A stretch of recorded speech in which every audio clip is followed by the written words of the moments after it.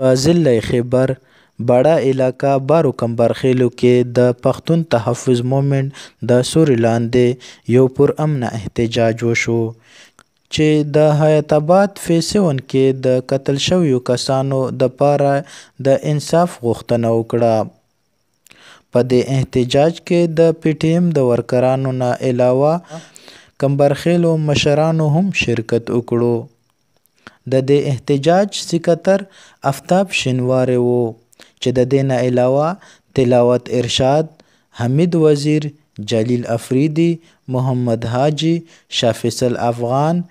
میر کلام، رحیم شاه افریدي او شیربادر خپلې رائے پیش کړې. یہ کس کالا ہوئی یہ کون مرا پشتون مرا پشتون مرا دا دل دا خوشا چپدا کسن سوائے پتا کہ دے ورسا ہو دے گو والسلام. میرا مہربانی جلیل بھائی اوس ممرا د حکومت خپل ایمانداري مخاله ودرېدلو نو ټولو ډېره شکریا. خبرې ډېرې دي او د ملګریو مې خبرې وکړلې، مو خو په زړه ډېرې خبرې وې خو دا ولد داسې دی چې اوس نه کېږي. نو سټیج سیکرټري وویل چې لاندې خبرې کې ستا ملګري ډېر دي، زه خپلې خبرې په ختمول نه مخته یو ور بیا چې د بهر نه کوم ملګري راغلي دي دلته یا تاسو چې کوم را جمع شوي ملګري یې په وطن مو ننګ کړی دی، په دې خاوره مو غیرت کړی دی، نو د تاسو ټولو زه د خپل ځان طرف نه او زمونږ د ملګرو د طرف نه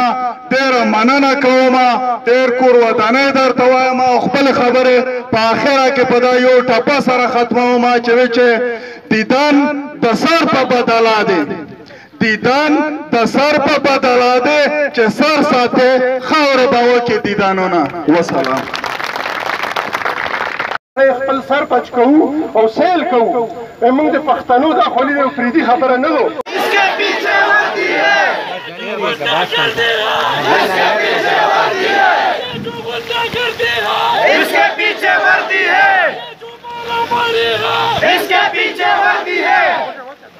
بس خبرې ختمه د لوبې پښتونخوا د خلکو نه، د دغه ملک د ریاست د خلکو نه، د دغه ملک د قومي ادارو نه. نو په سکول کې چې د ملیشیا والا 163 ونګ د محسود سکاؤټس والا کم دی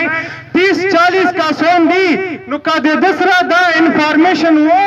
نو د امجد یې د دغه زوی نه څه نه ګرفتارولو. بیا د دا نه بعد زه دا پوښتنه ترې کوم چې چا تشه امتیازي غلا زوی کې کړي دي، د هغه ورونه، د هغه زامن، د هغه بچي، د هغه کولو والا، د خونادون والا یې ټول ایجاد کړي دي. دا احتجاج د ریلی په شکل کې د کمبر قومي خوړ نه تر مدرسه چیک پوسټه پورې او د دې نه د ولی خیلو مارکیټ پورې او د هغه نه تر سم بابا ادیره پورې وشو.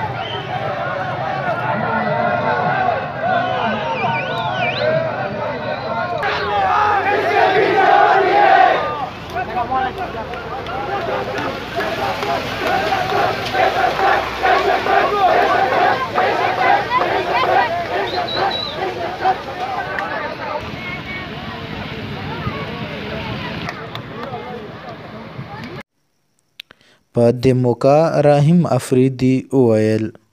دا نن چې کوم احتجاج وشولو دا څو ورځې مخکې چې په ایتاباد کې کومه جعلي مقابله پولیس شوې وه او پکې 15 کسه موږ د کوم ځوانان یې شهیدان کړي وو نو په هغه حواله سره د کمبرخیل کوم دلته غونډه وه او یو احتجاجي جلسه وشوله نو په دا کې دا خبره خلکو وکړله چې دا خلک بالکل دهشتګرد نه دي دا ډېر پرامن خلک دي ډېر عزت والا خلک دي او دا چې کومه مقابله شوې ده په پولیس جعلي مقابله کړې ده او په جعلي طریقه یې دا شهیدان کړي دي او خلکو له او دنیا له دوکه ورکړې ده نو موږ دا مطالبه وکړله دلته دغو خلکو دا مطالبه وکړه چې دا له یو جوډیشل کمیشن جوړ شي چې پای کې د های کورټ ججان وي او دغه معاملې د تحقیقات وشي چې پته ولګي چې مخکې انشاءالله سبا له موږ په 3 بجې په کوی باندې ملک دین خیل کوم جلسه ده او داسې روزانه به موږ په یوه قوم کې جلسې کوو بیا به په پېښور کې کوو او بیا مرکزی جلسه به په باړه کې کوو انشاءالله دا تحریک به تر هغه پورې روان وي چې څو پورې دا خلک موږ بې ګناه نه وي ثابت کړي او دغو خلاف جوډیشل انکوایري نه وي شوي او دغو مجرمانو له سزا نه وي شوي تا پورې به دا تحریک روان وي انشاءالله